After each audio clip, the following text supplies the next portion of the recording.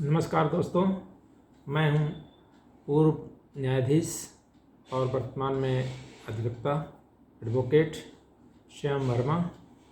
और आप देख रहे हैं कानून की पाठशाला।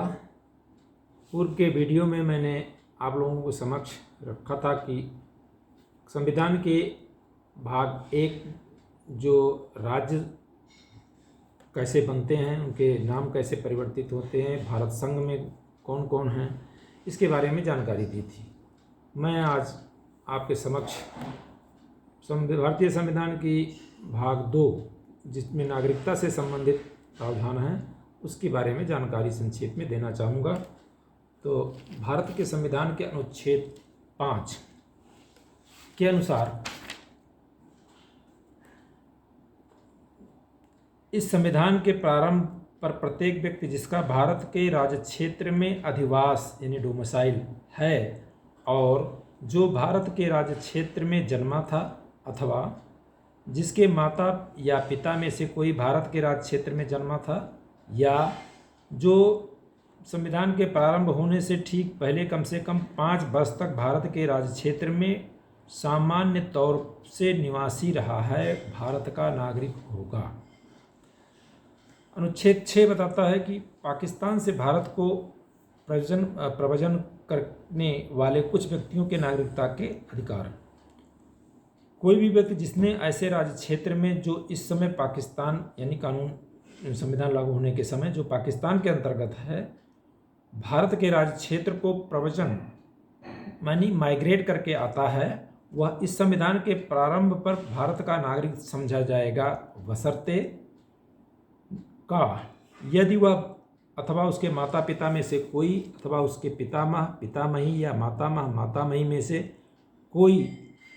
गवर्नमेंट ऑफ इंडिया एक्ट 1935 में परिभाषित भारत में जन्मा था।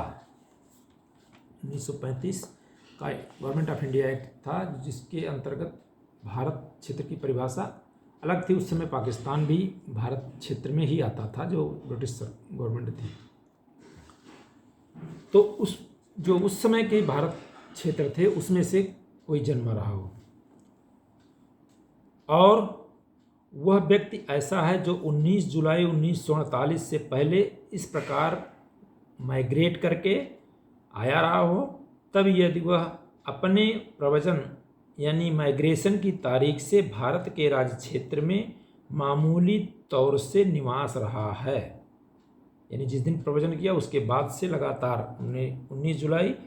1948 के पहले माइग्रेट किया हो और उसके बाद लगातार सामान्य तौर पर भारत क्षेत्र में रह रहा हो, अथवा जब वह व्यक्ति ऐसा है जिसने 19 जुलाई 1948 को या उसके बाद माइग्रेट किया है, तो उसके लिए ज़रूरी था कि वह आवेदन देता और आवेदन सक्षम प्राधिकारी जो होता है वह उसके आवेदन पर विचार करके रजिस्टर करता, फिर वो भी भारत का नागरिक हुआ। लेकिन ऐसा व्यक्ति जब अपने आवेदन तारीख से ठीक पहले कम से कम 6 माह भारत के राज्य क्षेत्र में निवास नहीं किया हो, तो वह इस प्रकार से भारत के नागरिक के रूप में रजिस्टर्ड नहीं किया जाएगा। ये भी इसी पर प्रावधान है। अनुच्छेद 7 बताता है कि पाकिस्तान को जो गए थे, जब संविधान लागू हुआ उसके पहले पाकिस्तान को 1 मार्च 1947 के पहले भारत के राज्य क्षेत्र से पाकिस्तान के जो अंतर्गत उस समय था गए और भारत का नागरिक भारत की नागरिकता उन्हें नहीं मानी जाएगी। उसका एक यानी इसका अपवाद है कि यदि वह क्षेत्र जहाँ पर वह गए थे यानी पाकिस्तान में जब संविधान लागू हुआ उसमें पाकिस्तान के अंतर्गत आ गया, उसके पहले तो भारत के अंतर्गत वह भी था, तो वहाँ पर जब गए इस अनुच्छेद की कोई बात ऐसे व्यक्ति को लागू नहीं होगी जो ऐसे राज्य क्षेत्र को जो इस समय पाकिस्तान के यानी संविधान लागू किया पाकिस्तान के अंतर्गत है, प्रव्रजन करने के पश्चात भारत के राज्य क्षेत्र को ऐसी अनुज्ञा के अधीन लौट आया है जो उसको दी गई है। अनुज्ञा यानी भारत के क्षेत्र से संविधान लागू होने के पहले 1 मार्च 1947 के बाद गया तो पाकिस्तान, जो वर्तमान में पाकिस्तान, उस क्षेत्र में गया तो, लेकिन वह वापस आ गया कहाँ पर,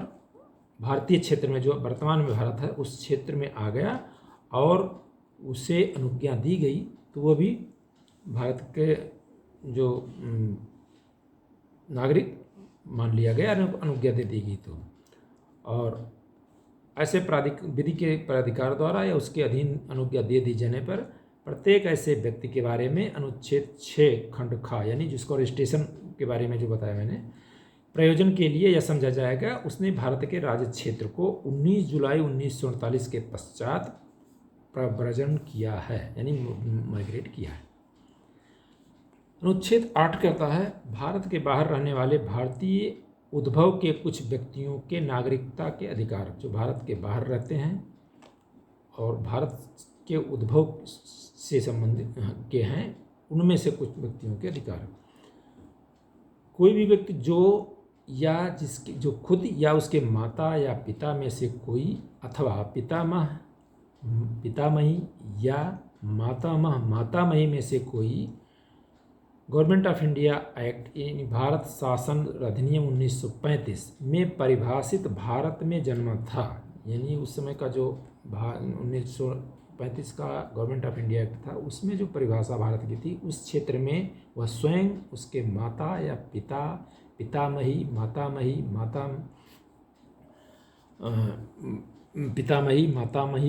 मातामह पितामह में से कोई जन्मा था उस क्षेत्र में, और जो भारत के बाहर किसी देश में मामूली तौर से निवास कर रहा है,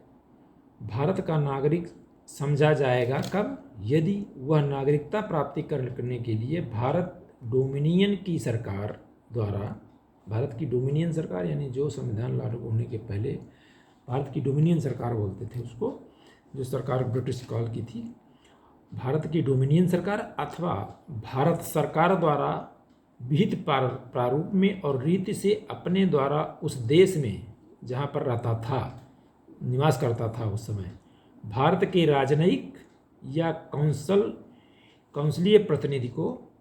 इस संविधान के प्रारंभ से पहले या उसके पश्चात आवेदन किए जाने पर ऐसे राजनयिक या काउंसिलीय प्रतिनिधि द्वारा भारत का नागरिक रजिस्ट्रीकृत कर लिया गया है। तो ऐसा व्यक्ति भी भले बाहर विदेश के में रहता हो तो भी अगर उसका रजिस्ट्रेशन हो गया संविधान के पहले, तो वो फिर नागरिक माना जाएगा। अनुच्छेद 9 कहता है यदि किसी व्यक्ति ने किसी विदेशी राज्य की नागरिकता स्वेच्छा से अर्जित कर ली है तो वह अनुच्छेद 5 के आधार पर भारत का नागरिक नहीं होगा, अथवा अनुच्छेद 6 अनुच्छेद 8 के अंतर्गत भी भारत का नागरिक नहीं समझा जाएगा। यानी सीधी सी बात है, अगर किसी भी व्यक्ति ने किसी भारत का नागरिक विदेश की कोई नागरिकता स्वेच्छा से ग्रहण कर लेता है तो फिर उसका भारत की नागरिकता समाप्त हो जाती है। अनुच्छेद 10 कहता है कि प्रत्येक व्यक्ति जो इस प्रावधान के तहत भारत का नागरिक है या समझा जाता है, ऐसी विधि के उपबंधों के अधीन रहते हुए जो संसद द्वारा बनाई जाए, भारत का नागरिक बना रहेगा। एक बार नागरिकता मिल गई तो नागरिक बना रहेगा और इसको विनियमित करने के लिए संसद विधि बना सकती है और उसके तहत वह भारत का नागरिक बना रहेगा। अनुच्छेद 10 कहता है कि 11 कहता है कि संसद नागरिकता के अर्जन और समाप्ति के तथा नागरिकता से संबंधित अन्य सभी विषयों के संबंध में उपबंध करने की संसद की शक्ति का अल्पीकरण नहीं होगा। यानी इस अनुच्छेद 11 के अंतर्गत संसद को अधिकार है कि वह नागरिकता को प्रदान करने, नागरिकता समाप्त करने और नागरिकता से संबंधित अन्य विषयों पर कानून बनाने के लिए स्वतंत्र रहेगी। और उसी के तहत सिटीजनशिप एक्ट संसद ने 1955 में बनाया और वह वर्तमान में लागू है। इस प्रकार अनुच्छेद 5 से 11 जो भारतीय संविधान के भाग 2 में है, उसके तहत नागरिकता से संबंधित ये प्रावधान है। इसकी जानकारी मैंने आपको सरल और सामान्य शब्द में देने का प्रयास किया है। अब मैं आगे के वीडियोस में और आगे की जानकारी दूंगा, और मैं चाहता हूं कि भारत का हर नागरिक भारत के संविधान को अच्छे से बेसिक जानकारी रखे, और यह संविधान जो है ये मूलभूत ऐसा प्रावधान करता है जिसके आधार पर ही बाकी कानून जो संसद बनाती है उसकी वैधता, अवैधता और उसकी संवैधानिकता का आकलन होता है।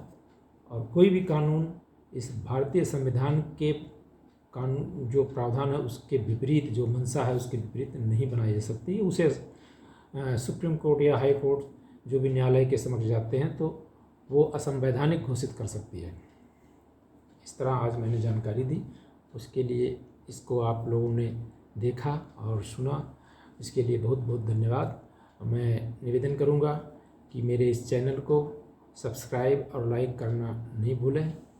फिर से मिलेंगे अगले वीडियो में और नई जानकारी के साथ। जय हिंद, नमस्कार।